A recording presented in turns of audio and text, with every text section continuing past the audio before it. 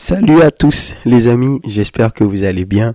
Bienvenue dans cette nouvelle vidéo. Victoire du Real, aujourd'hui victoire 5-2.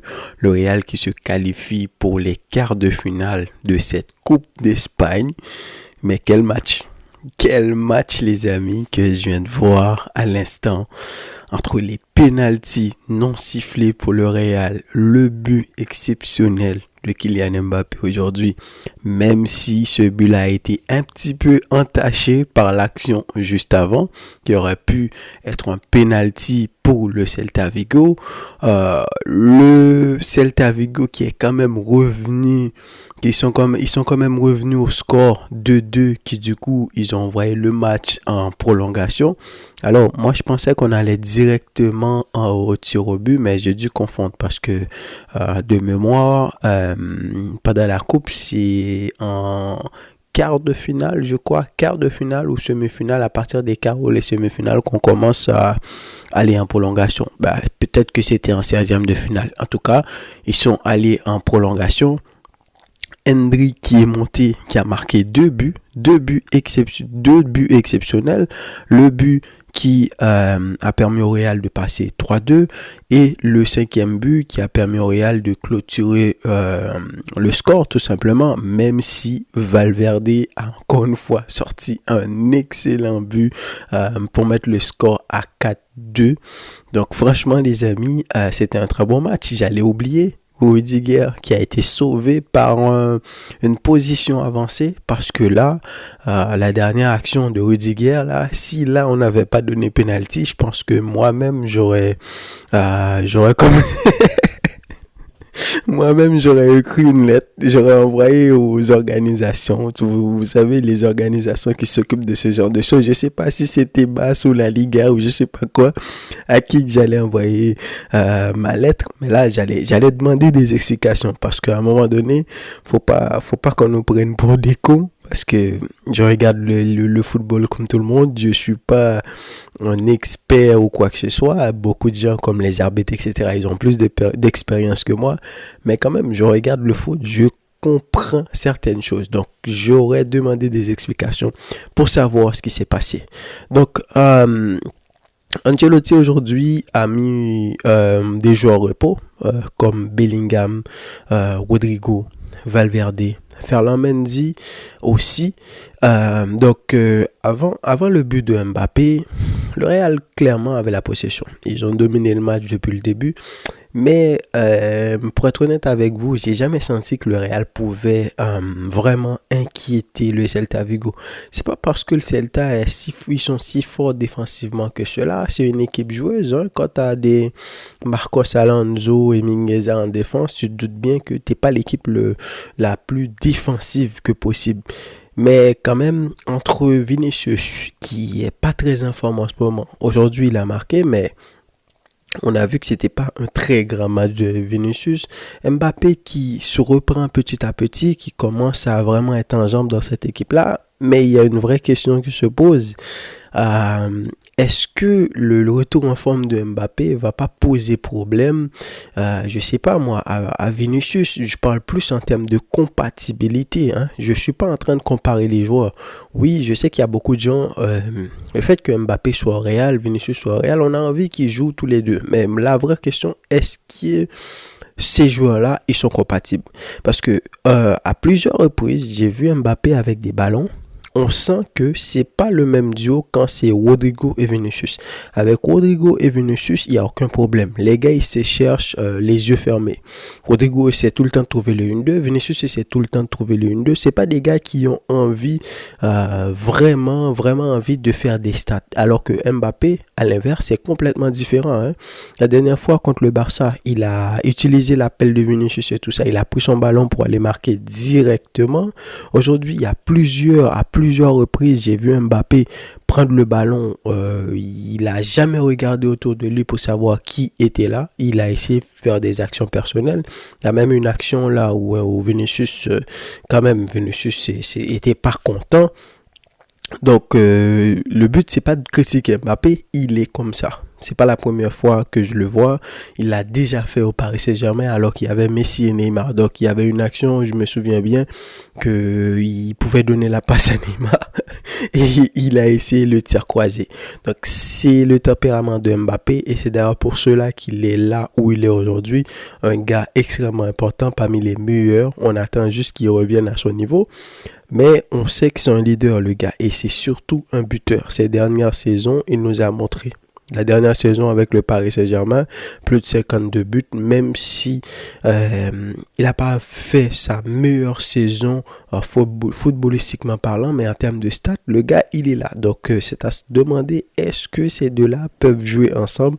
Et surtout, avec Vinicius, qui est en baisse. Donc, l'action polémique du match de ce soir, c'est le but de Mbappé. L'action qui a mené au but de Mbappé. Comme je l'ai dit, c'est un excellent but.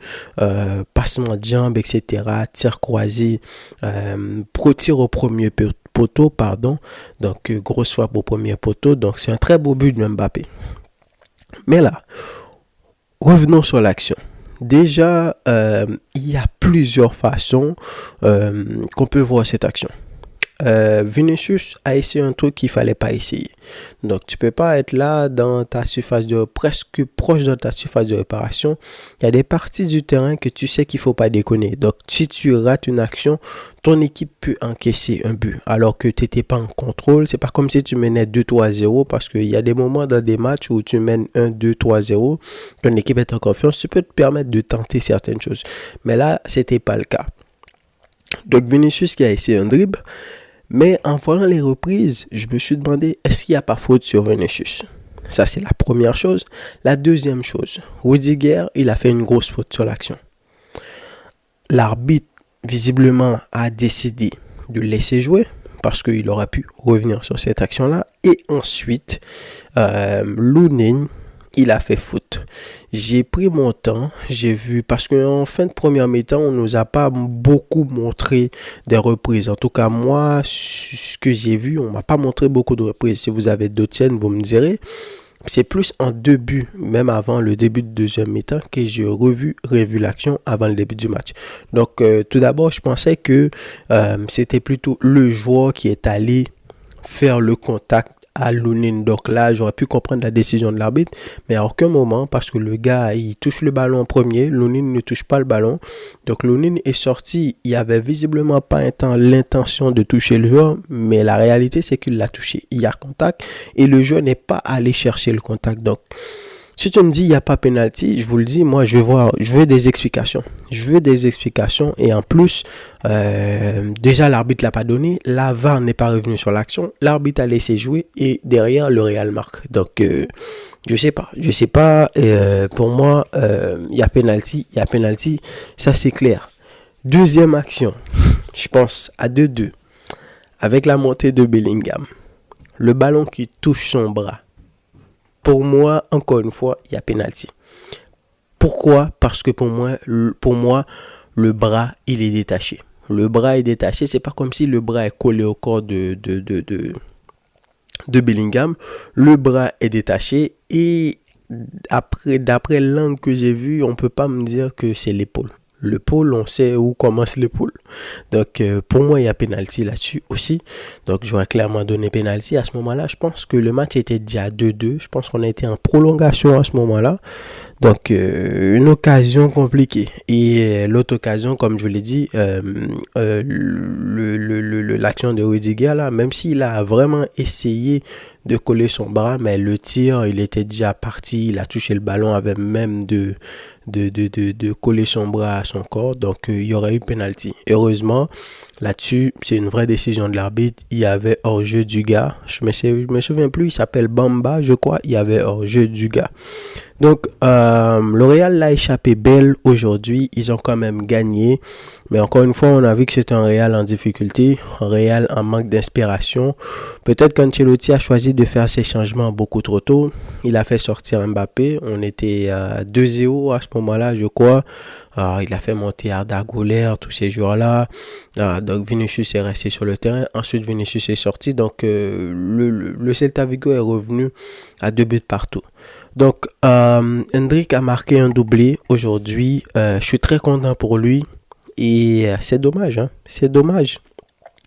Sur le cas Endrick, j'avoue, je ne sais vraiment pas où me positionner. Parce que de côté, tu peux dire que Endrick est venu au Real comme un joueur qui montre qu'il est capable de faire certaines choses. Tu sens que s'il joue, il peut t'amener des choses parce que il a joué contre Stuttgart, les buts qu'il a pu marquer dans cette équipe-là, des buts importants, des pénalités aller chercher, on se souvient de ces matchs-là. Donc, Endrick, à chaque fois qu'il monte, il te montre quelque chose.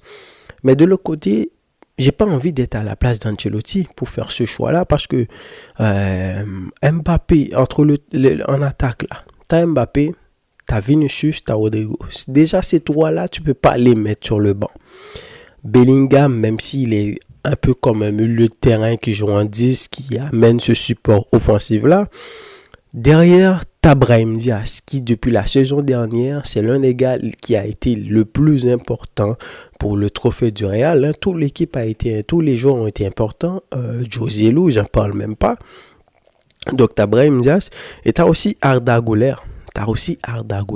Qui, même si à ce moment-là, le Real avait déjà gagné le championnat la saison dernière, mais qui t'a montré aussi, il a le potentiel, il peut être un titulaire dans cette équipe-là. Donc, à la place d'Ancelotti, qu'est-ce que tu aurais fait?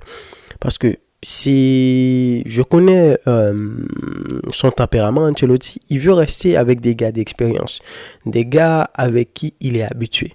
Donc, je pense à Tchouaméni, je pense à Valverde, je pense à Lucas Vazquez quand il est là, des Brahim Diaz, etc. C'est ces gars-là qui vont monter sur ces changements. C'est ça qu'il va faire. Il va même te rajouter un Modric. Mais quand on voit l'effectif qu'il a, on peut pas vraiment lui tomber dessus. Et tout ça, c'est dommage. C'est dommage pour Endrick parce que j'arrête pas de me dire que s'il avait de plus en plus de temps de jeu, je sais pas moi, une vingtaine de minutes par match, il nous aurait montré de très belles choses et c'est très bien pour lui qu'il ait marqué ce doublé-là. Je sais pas, peut-être pendant la suite de cette saison, il va peut-être jouer plus de Coupe du Roi parce que c'est le moment là où il doit jouer. Même si le Real est dans une situation un peu compliquée, il doit vraiment essayer de faire jouer tout le monde. Vous connaissez Ancelotti, il va vraiment essayer de faire jouer tout le monde. Parce que là, il faut quand même aller gagner des titres, peu importe quel titre, parce que c'est le Real, ils sont sur tous les tableaux. Mais quand même, bravo, Endrick, il a marqué un excellent but. Valverde, je vous l'ai dit tout à l'heure, il a marqué un très beau but quand il est monté. Valverde et Bellingham, je pense pas que c'était dans les plans d'Ancelotti de les faire jouer, mais à un moment donné, t'as pas eu le choix. Le Celta qui est revenu au score, donc t'avais pas le choix, donc il fallait faire monter tes gars, d'autant plus que t'avais déjà fait sortir, t'avais déjà enlevé Mbappé. Vinicius est sorti pour laisser monter Rodrigo. C'est à ce moment-là que le Real a commencé à gagner. Et là aussi, encore une fois, on peut se poser des questions parce que là, entre Bellingham, Valverde, Rodrigo, Arda Güler et Endrick, on a vu que c'était plus des gars qui étaient là pour le collectif. Il n'y avait pas forcément un gars comme Mbappé, comme Vinicius qui allait vraiment monopoliser l'attaque. Et on a senti que, et c'est à ce moment-là que le Real est revenu au score. Donc, on verra. On verra ce que ça va donner pour la suite de la saison. Donc, sinon, les amis, je me suis régalé pendant ce match-là, à part les 30-35 premières minutes. Mais sinon, tout au long du match, le Celta, ils n'ont pas été mauvais. Balle au pied, ils ont été très bons. Le Real a marqué 2 buts. Le Celta est revenu. Et au final, victoire du Real, 5-2. Donnez-moi vos avis dans les commentaires, les amis. Dites-moi qu'est-ce que vous avez pensé de ce match. Et quant à moi, je vous dis à la prochaine pour une nouvelle vidéo. Salut.